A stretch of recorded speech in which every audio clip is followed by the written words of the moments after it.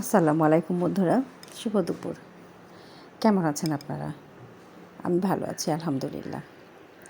আজকে গাছের কচি লাউ দিয়ে আমি গরুর মাংস রান্না করব।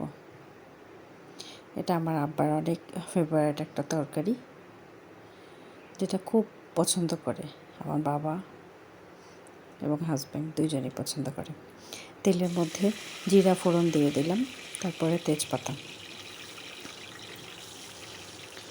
এখন দিয়ে দিচ্ছি পেঁয়াজ কুচি।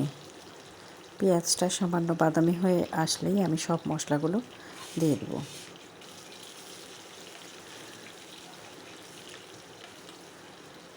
আপনারা সবাই ভালো আছেন তো?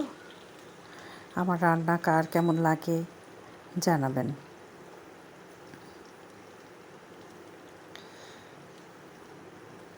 এখন আমি সব মশলাগুলো দিয়ে দিচ্ছি।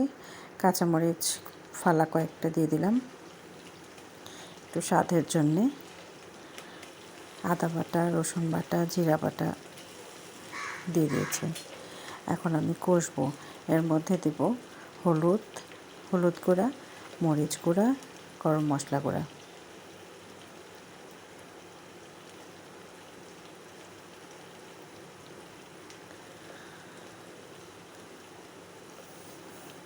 ব্যাস, এখন এটা আমি ভালো মতো কষে নিয়ে তারপরে মাংসগুলো দিয়ে দেব।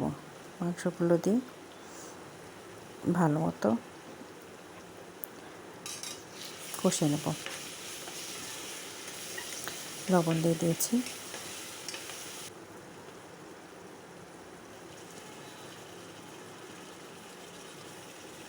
মাংস দিয়ে দিলাম।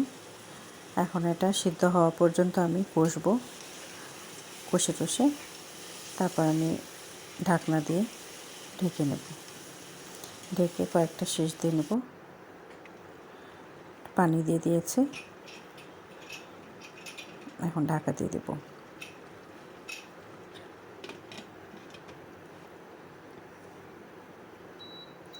কার কার ভালো লাগে চলে আসেন আমার বাসায় গাছের কচি লাউ দিয়ে গরুর মাংস খেতে।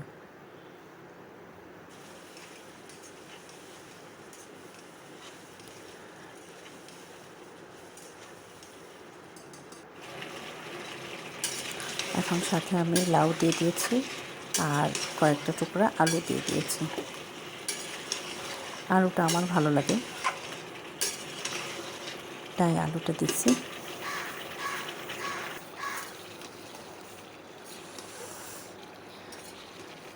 অল্প অল্প পানি দেবো আর কষবো।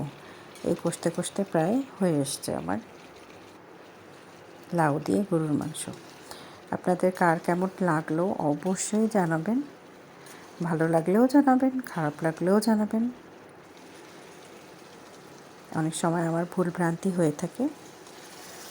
আসসালামু আলাইকুম।